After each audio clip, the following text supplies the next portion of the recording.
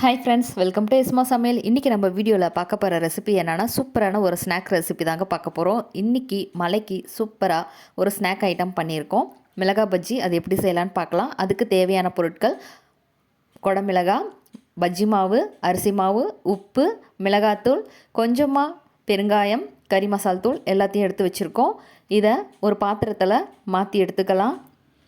எல்லாத்தையும் பாத்திரத்தில் சேர்த்துனதுக்கு அப்புறமா நம்ம இதை தண்ணி ஊற்றி மிக்ஸ் பண்ணிக்க போகிறோம். இப்போது பாத்திரத்தில் எல்லா மாவையும் சேர்த்தாச்சு. இது கூட இப்போ நம்ம தண்ணி கொஞ்சம் கொஞ்சமாக ஊற்றி ஒரு திக்கான கன்சிஸ்டன்சிக்கு ரெடி பண்ணிக்கலாம். இப்போது தண்ணி ஊற்றினதுக்கப்புறம் மாவை நல்லா கரைச்சிக்கலாம். உங்களுக்கு தேவைன்னா கொஞ்சமாக பேக்கிங் பவுடர் போட்டுக்கோங்க. இப்போ மாவை கரைச்சதுக்கப்புறமா மிளகாயை ரெண்டு ரெண்டாக கட் பண்ணி எடுத்து வச்சுருக்கோங்க.